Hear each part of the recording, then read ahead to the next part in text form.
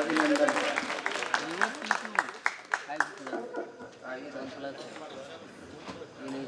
करीब 10-11 कवियों को आपने बर्दाश्त किया है और उसके बाद भी जीवित हैं, आपको प्रणाम। गजब भाई, गजब का आप लोगों का सहनशीलता है, भगवान जानते हैं। तो पत्रकार महोदय धन्य हैं आप। भैया भैया अध्यक्ष जी, एक मिनट बस, थोड़ी देर के लिए शांत हो जाओ। वो मिनिस्ट्री का फॉरेस्ट में बरसात हो गया। बता दो कि कभी क्या यूनिवर्सिटी सुन रहे हैं। आप लोग बहुत अच्छे हो, आपको कुछ भी सुनाया जाए बहुत बर्दाश्त करने, बहुत गजब। गलत नहीं कर मैं, हम तो भाई भैया क्या चीज ले रहे हो? 2 मिनट भाई साहब, बहुत बढ़िया बढ़िया बातें करके हमें ज्यादा देर नहीं, हमने आपका पढ़ाने ले लें क्या आपको? इतने लोग बच गए।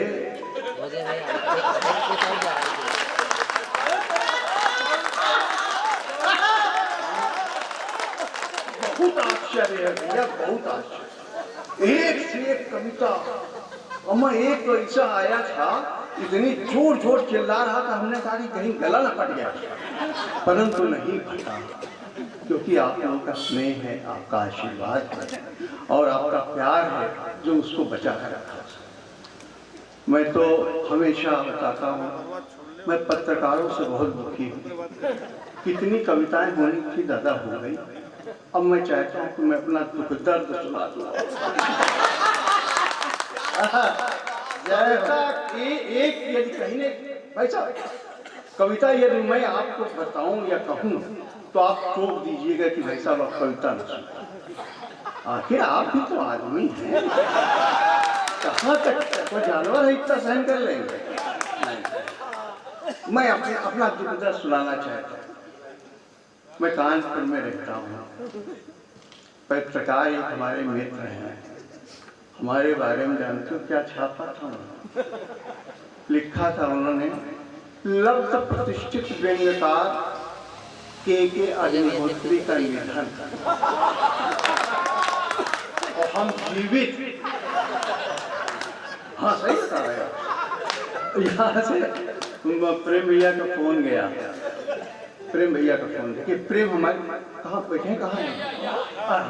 प्रेम भैया का फोन गया, हमने रिसीव कर लिया। हेलो प्रेम भाई, बोले कौन? मैंने कहा मैं के अग्निहोत्री बोल रहा हूँ। कहाँ से बोल रहे हैं? तो ये समझ रहे थे ऊपर से बोल रहा हूँ। और कहाँ से? अरे पत्रकार ऐसा थोड़ी है, बात चरित्रवान होता है भाई साहब, मजाक नहीं होता। इनको तो ये समझ में आ रहा था कि के अग्निहोत्री गए, चलो भौजाई से चोचे लगा और क्या मतलब था भाई साहब? मैं अपना दुख दर्द, अब हम अपना दुख दर्द, अब कोई कविता नहीं होगी। अरे यार हम बैठे बैठे अखा गए। हाँ ये समझ लो, अब जहाँ बैठे थे कहा मतलब है। तो फिर हमसे बोले कि आप कौन बोल रहे हैं? के अग्निहोत्री बोल रहा हूँ। कहाँ से बोल रहे हो? मैंने कहा घर से बोल रहा हूँ। देखिएगा मेरा दर्द समझिए, दर्द मेरा समझिएगा। बोले घर से बोल रहे हो?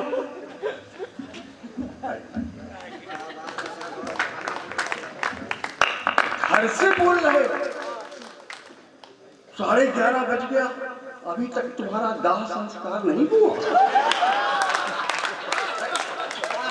ये चरित्र है भाई साहब, चरित्र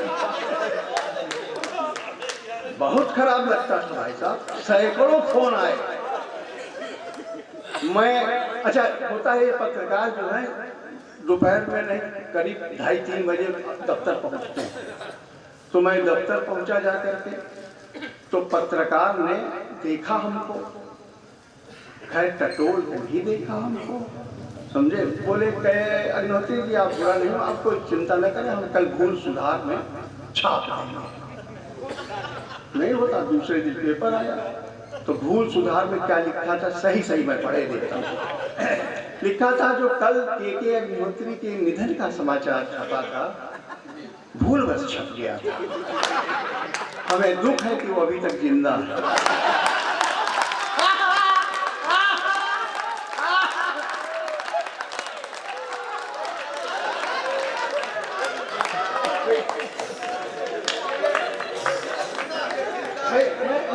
मैं सही बोल रहा हूँ, मैं गलत नहीं, बिल्कुल। अरे बाबे, अरे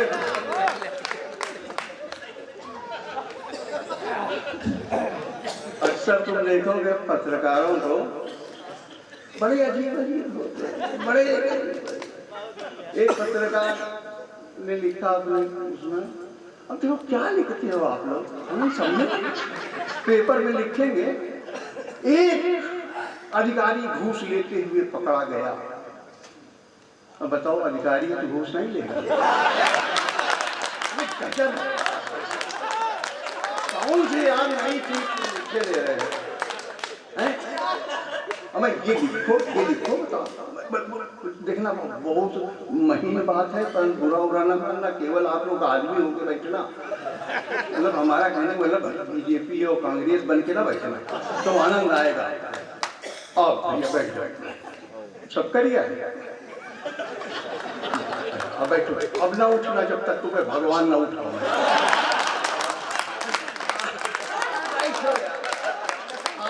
जितना आनंद ले सकते हो ले। अब जाने वाले की जरूरत नहीं हमको। मैं बताऊं त्रिपाठी जी, मुझे भैया कहाँ है? हाँ देख कर तुम्हारे साइज का आदमी नहीं बना। मैं बताऊं आप बहुत बढ़िया, आप जैसा सुंदर व्यक्ति हमने देखा ही। तो पत्रकार आप जो हम लोग थोड़ा सा ध्यान लिखा ये करो कि आज एक सुंदर सी कन्या बीजेपी कार्यालय के पास से सकुशल गुजर गई। क्या व्यंग है, वाह वाह वाह वाह वाह वाह, क्या बात है, क्या बात है, क्या बात है, वाह वाह वाह वाह वाह वाह, क्या बात है, क्या बात है, क्या बात है, क्या बात है। आज अरे नहीं भैया, उल्टा सीधा ना लिखना हमारे बारे में, मैं साफ साफ बताया। ये लिखो कि प्राइमरी स्कूल में आज गुरुजी जागते हुए मिले। तालियां कमजोर हो जाती हैं, ये मजाक है। क्या बात है, क्या बात है।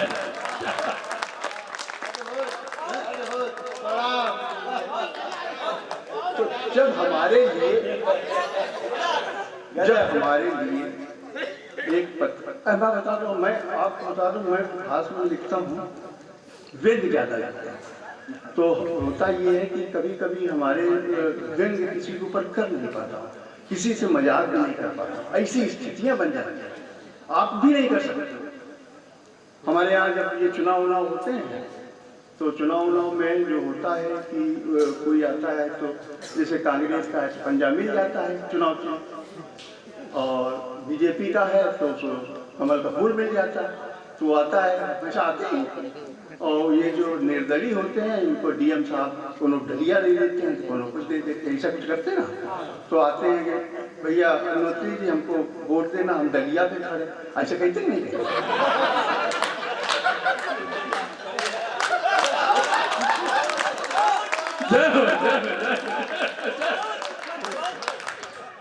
अब एक आदमी हमें मजाक करना होता, सुनना भाई साहब, बहुत आनंद से सुनना, और बहुत महीन बात है, क्योंकि यदि समझ गए तो जितना आनंद मिल सकता है मिल जाएगा। त्रिपाठी जी आप 10-15 दिन तक आप सोच के हंसोगे, सच बता रहा हूँ, 10-15 दिन तो आप सोचोगे हंसोगे।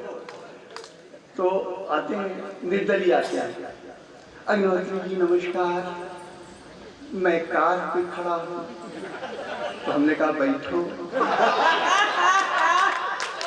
गलत तो नहीं कहा, मजाक हमने किया, मजाक कर लिया।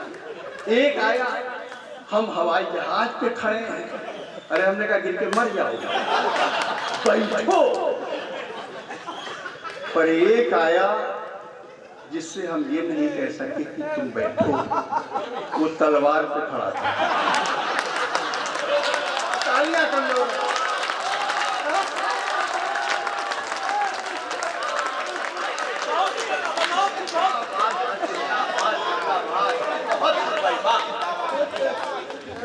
हम आपको बता दें, हम बैठो, हम यहाँ चुटकुला जानते हैं, कसम से बता, मैं अपनी टिप्पणियाँ अपने ढंग से पढ़ता हूँ। दे दो इनको, दे दो, चाय नहीं कभी पिए, दे दो। हाँ, कल सुनने थोड़ी आए, चाय पीने आए। सुना तो पत्रकार ने जब हमारे बारे में कुछ कहा तो यार मुझे खराब तो लगता है। तो मैंने भी एक पत्रकार को अपनी कविता में मारा, सही एक ही मार पाया।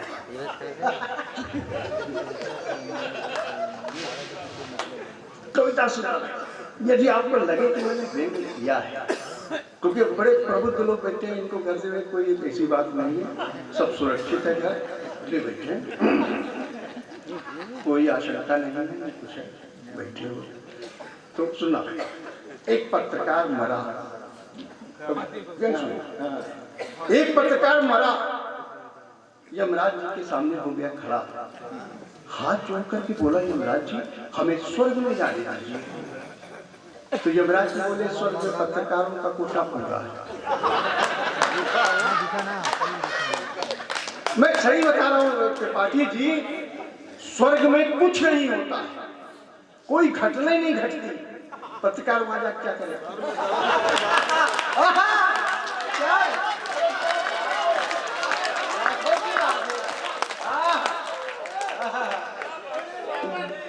जितने मैं सुना उला नहीं, इस बारे में तो बहुत खराब, एक बार होता है, एक बार कौन से ये पढ़े कौन ना पढ़ा।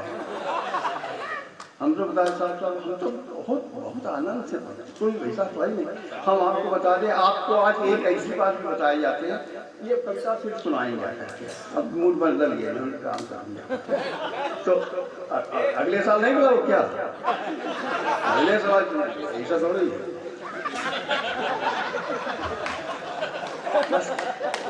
ये सुनो, बहुत बढ़िया कविता सुनाने की इच्छा थी आज, क्योंकि इतनी बढ़िया बढ़िया रुचि जी ने ये शंकर पे जो शब्दावली है यार, इतनी प्रवास एक मतलब कभी होता कि इतनी मतलब अद्भुत है।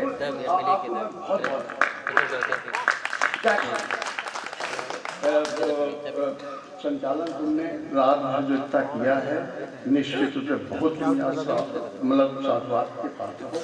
और ये जितने भी कवि हैं, इन्होंने सबने बढ़िया पढ़ा है। अब ये समझ लीजिए कि नवल भाई क्या कहने आप हमारे पुस्तकों के, प्रीति जी आपने भी बहुत अच्छा, हम इसी मन से बात शुरू करते हैं। आज का ये मंच ऊंचे ऊंचे कवियों से धनी है, मैं गलत कह रहा हूँ, ऊंचे ऊंचे कवियों से धनी है, ये बात बिल्कुल सही है।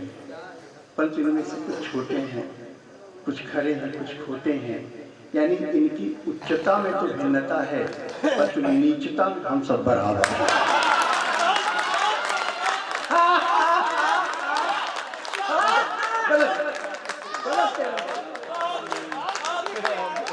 नीचता हम सब बराबर, और इसी बराबरी पे समाजवाद खड़ा है, इसी बराबरी पे समाजवाद खड़ा है। बेचारा चुनाव कई बार लड़ा है, बेचारा चुनाव कई बार लड़ा है, धरा पर स्वर्ग बसाना है, समाजवाद लाना है, तो फिर ये मजबूरी है। भाई साहब, नीचता करना जरूरी है, भाई साहब नीचता करना जरूरी है। इतनी ही बात हम मंच पर से कह पाए थे कि तभी एक नेता ही हमारी ओर लपके, जोर से करके बोले, अग्निहोत्री जी आप बकवास फरमा रहे हैं, इन सबके लिए विधानसभाओं में हम कई बार लड़े हैं, नीचता में हम सबसे बड़े।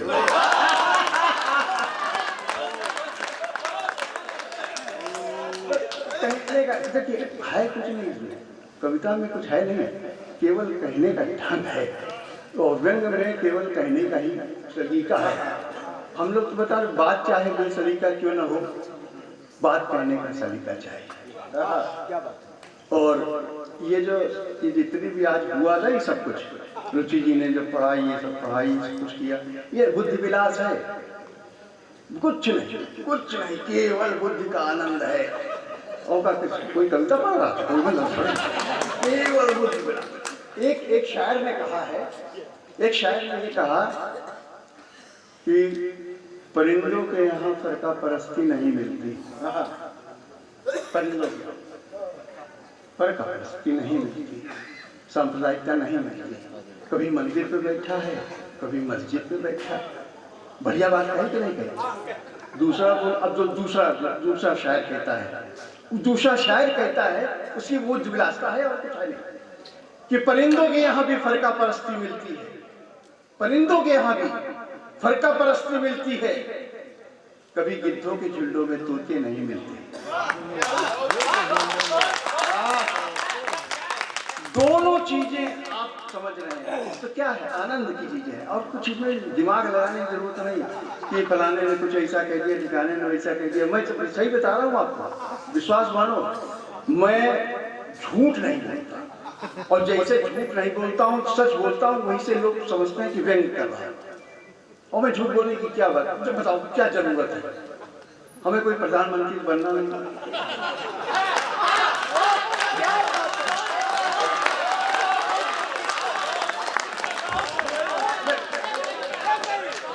भैया कहने का रहेगा और कुछ है नहीं, परंतु एक रचना आखिर में इसलिए कह देता हूँ कि आपके भी मैं प्राण ले रहा हूँ। और इतने रात 6 बजे से हुआ, 6 बजे का आपकी कितनी भी ऊर्जा है।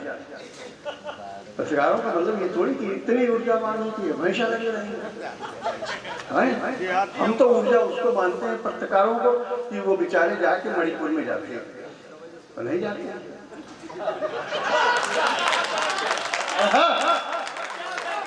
क्या बात है दादा, क्या बात है, ये ऊर्जावान सब बातें होती हैं। पर तो मैं छोटी सी बात कह के शुरू करता हूँ। आपको एक ऐसी रचना देते हैं कि आप याद करें, कि हमें याद करें इसलिए कि यार ये बात तो अच्छी कही थी उसने। मैं वकालत करता हूँ, आप जानते हो कैसी वकालत चल रही। हाँ, जब आप लोग बीच में रहेंगे तो कहाँ वकालत करेंगे। व्यंग है क्या? व्यंग को आप समझने के लिए कि ध्वनि है, जो कहा कुछ जा रहा है और समझा कुछ जा रहा है, एक ध्वनि है बस, और जो आनंद देती है। हाँ, जैसे तो वही हम कह रहे थे कि हम वकालत करते हैं। तो एक हमारे मित्र हैं, तो उन्होंने घर बनवाया, बहुत बढ़िया घर बनवाने के बाद बोले कि अग्निहोत्री जी आइएगा, गृह प्रवेश है। तो हमारे यहाँ जो होता है गृह प्रवेश में खाना ना खिलाते हैं। आप क्या खिलाते हैं? खिलाते नहीं खिलाते, खिलाते हैं ना। हमारे यहाँ पनीर बनवाते हैं, आप क्या बनवाते हैं? पनीर बनवाते हैं और बढ़िया कचौड़ी भी बनवाते हैं, तो पूरी उड़ी भी बनवाते हैं, खीर भी बनवा लेते हैं कभी कभी। हाँ, खीर भी बनवाते हैं। तो खाना खिलाने के बाद बोले अग्निहोत्री जी हमारा घर देखिए। तो हमने कहा ठीक है दिखाओ। तो वो बोले ये गैराज बनाई है, इसमें हम गाड़ी रखेंगे। बहुत अच्छी बात। ये बालकनी है, इसके अंदर बैठ करके आने जाने वालों को देखेंगे। हमने कहा देखोगे क्या, ताकोगे? हम गलत कहीं रहा बताना। उसके बाद इन्होंने जो रूम बनाए थे, रूम जो होता है वो बेडरूम कह दिया, बेडरूम की जगह। तो हमने कहा खराब रूम काहे बनवाया। और वस्तुतः देखा जाए तो रूम नहीं बनवाने चाहिए, क्योंकि जितनी घटनाएं होती सब रूम में होती।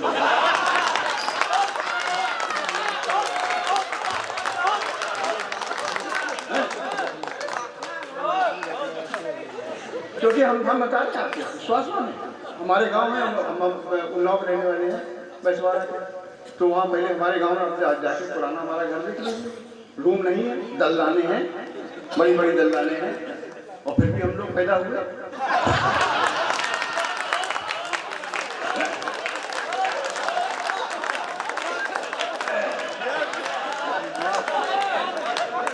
उसके बाद उन्होंने अपना बाथरूम लेट्रिन दिखाई, क्योंकि उनका खाना खा चुके थे तो उनकी लेट्रिन देखनी पड़ी ना, दुख और कुछ है नहीं, इसके अलावा कुछ नहीं मिलेगा। फिर उन्होंने एक पूजा घर बहुत अच्छा बनवाया था। ईश्वर करे जितने लोग यहाँ बैठे हुए हैं सबके घर में वो ऐसा सुंदर पूजा घर बने। रामचंद्र जी, सीता, लक्ष्मण के चित्र लगे थे, उसके ऊपर एक नेताजी का चित्र लगा था। पूछा था, बड़ी आश्चर्यजनक बात है, रामचंद्र जी, सीता, लक्ष्मण के चित्र के ऊपर नेताजी का चित्र। ये यार समझ में नहीं आ रहा। कहने हनुमान जी आपको एकदम समझ नहीं आ रहा। अरे हमने कहा रामचंद्र जी, सीता, लक्ष्मण के चित्र के ऊपर नेताजी का चित्र। बोले आप नहीं जानते हैं, नंगा भगवान से बड़ा होता है।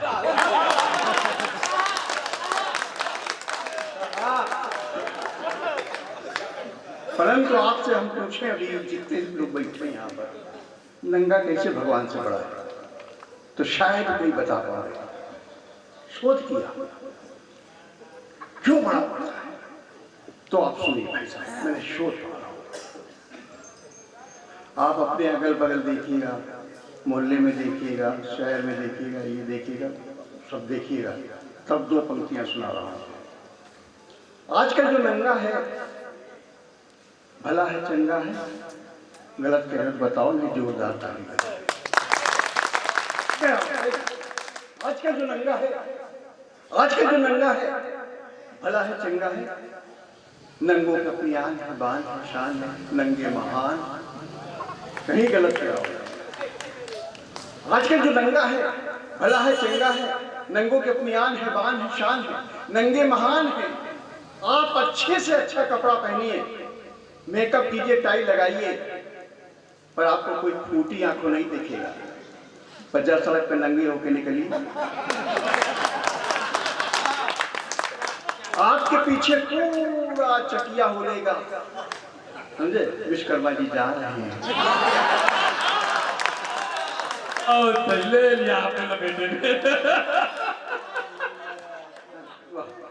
आजकल जो नंगा, मैं गलत कह रहा हूँ, आपको विश्वास नहीं हो रहा? प्रैक्टिकल करो, प्रैक्टिकल करो। आजकल जो नंगा है, भला है चंगा है, नंगों की अपनी आन है, बान है, शान है, नंगे महान। आप अच्छे से अच्छा कपड़ा पहनिए, मेकअप कीजिए, टाई लगाइए, पर आपको कोई फूटी आंखों नहीं दिखेगा। पर जैसा आप नंगे होकर निकलिए, आपके पीछे पूरा शहर बोलेगा। गांधी जी अर्धनंग रहते थे, उनसे अंग्रेज डरते थे, आधे रहने पर डरते थे।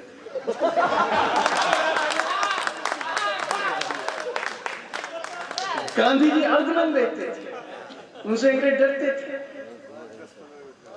आधे रहने पर डरते थे। यदि पूरे रहे होते तो 1947 बजे 36वां देश आजाद हो जाता। आजकल जो नंगा है, भला है चंगा है, नंगों की अपनी आन है, बान है, शान है, नंगे महान। आप अच्छे से अच्छा कपड़ा पहनिए, मेकअप कीजिए, टाई लगाइए, पर आपको कोई फूटी आंखों नहीं दिखेगा। 50 साल पर नंगे होकर निकलिए, आपके पीछे पूरा शहर बोलेगा। गांधी जी अर्धनंग रहते थे, उनसे अंग्रेज डरते थे, उनमें शौर्य तेज था, उनके साथ पूरा देश था। इससे यह सिद्ध होता है कि नंगों के साथ जन्मत होता है। इससे यह सिद्ध होता है कि नंगों के साथ जन्मत होता है। जिस तरह से नेता के लिए जूता लात करना मजबूरी है, उसी तरह से नंगे का ईमानदार होना बहुत जरूरी है। और ये दो पंक्तियां सहेज लीजिएगा, क्योंकि अब बड़े प्रबुद्ध लोग बैठे हुए हैं। पहले तो लोग वहाँ पे देखिए, ये प्रधानगण लिखा है ना, अब इसमें सिर्फ आदमी होंगे, प्रधान नहीं होगा। विशिष्ट अति लिखा है, यहाँ विशिष्ट कोई नहीं होगा, सब सुनने वाले श्रोता होगा। तब मैं कह रहा हूँ कि जिस तरह से नेता के लिए जूता लात करना मजबूरी है, उसी तरह से नंगे का ईमानदार होना बहुत जरूरी है। इन दो पंक्तियों को सहेज लीजिएगा। बड़े प्रबुद्ध लोग बैठे हुए हैं, हमें कोई आशीर्वाद देने की जरूरत नहीं है। इन पंक्तियों को सहेज लीजिए। जिस तरह से नेता के लिए जूतावाद करना मजबूरी है, उसी तरह से नंगे का ईमानदार होना बहुत जरूरी है। यदि दुर्योधन माँ गांधारी के सामने ईमानदारी के साथ नंगा हो गया होता तो भीम के हाथों नहीं मरा होता। यदि दुर्योधन माँ गांधारी के सामने ईमानदारी के साथ नंगा हो गया होता तो भीम के हाथों नहीं मरा होता। सच है मेरे दोस्तों, हमने ईर्ष्या, द्वेष, घृणा के न जाने कितने कपड़े मोड़ रखे। हम अपने भगवान के सामने भी नंगे नहीं डूबा। जैनियों के मंदिरों की तरफ इशारा करता हूं, जहां महावीर जी की नग्न मूर्ति खड़ी हुई है, जहां यह शरीर स्वयं अपने आप में एक वस्त्र है, तब दो पंक्तियां निवेदित करते हुए अपने स्थान ग्रहण करता हूं कि जब कभी कोई ईमानदारी के साथ नग्न हो जाता है, दया, क्षमा, करुणा, श्रद्धा और विश्वास से भर जाता है, वो इंसान नहीं देवता हो जाता है।